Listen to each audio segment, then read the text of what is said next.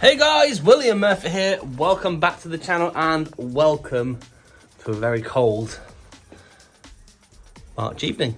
Had a slight mishap with my wife's vehicle, whereby I got the dates confused with the previous car, and the MOT actually had ran out, and the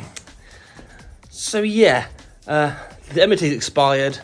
I've got the MOT tested, or the car tested now, and it's failed on a rear suspension spring.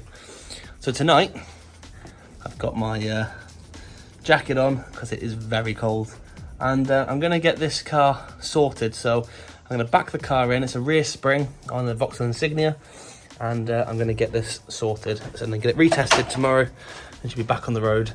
And all being well, she'll be able to enjoy the car, and I can have some peace and quiet. So let's get into it. This is a 2014 Vauxhall Insignia. I think it's an A model. It's an elite model. The flex engine, 2 litre diesel, turbo diesel, and one of the springs is broken.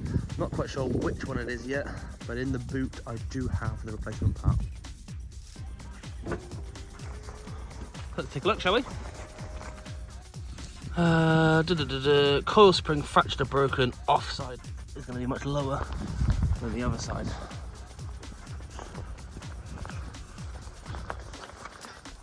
Which I've got my replacement spring, so I'm going to reuse the top and bottom cups, and then I'll get the spring fitted. It looks like a relatively straightforward job. Okay, so let's have a quick look underneath. So this is the spring in question, and you can see this is the broken element of it. So I'm just trying to work out best place to jack the car. So I've got it jacked up on the tow bar mount to start with.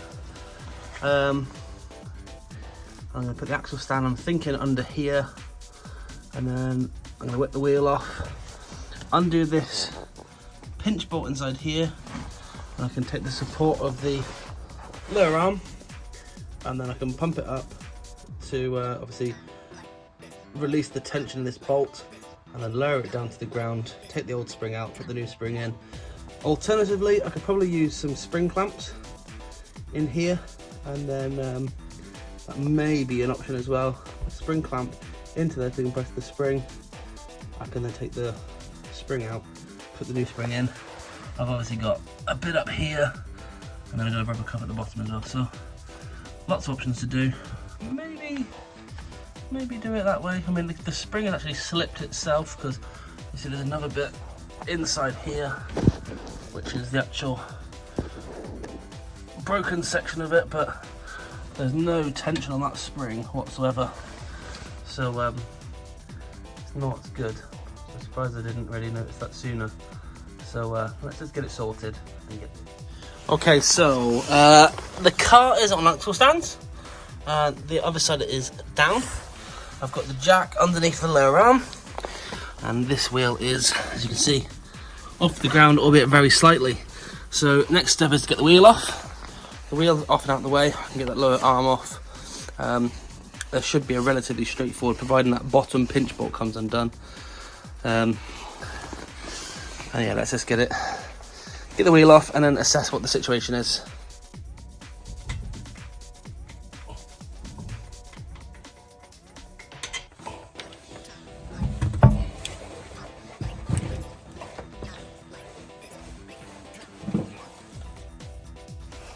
Right, so I've got an 18mm bolt there, and on the other side I've got the nut where I've got the spanner on.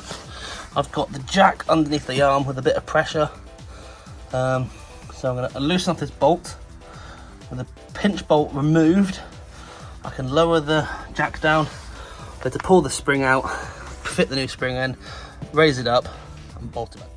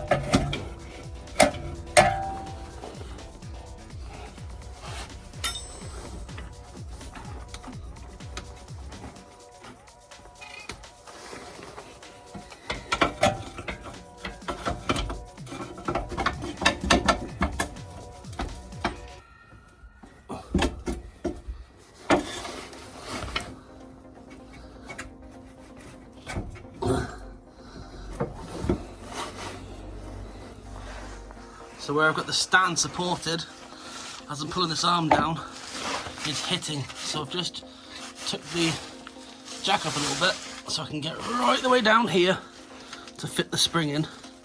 With the spring fitted in, I can then put the stand back, lower the car back onto the stand, jack this to put it into place, because obviously the spring is going to push this down.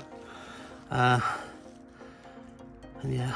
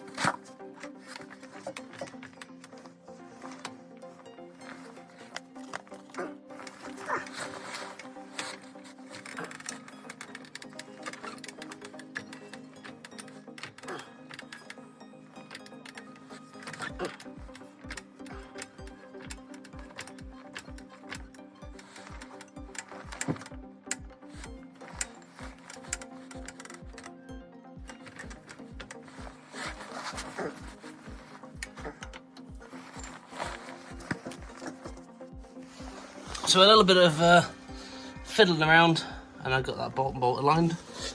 The new spring's in, the wheels to go back on, and we're done.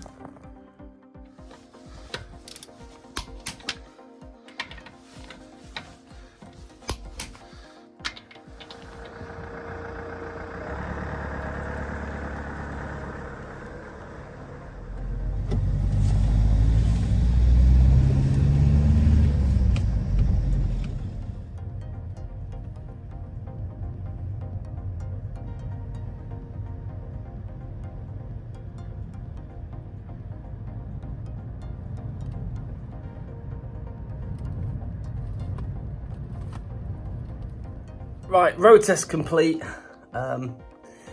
Slight mishap. I actually put the spring upside down.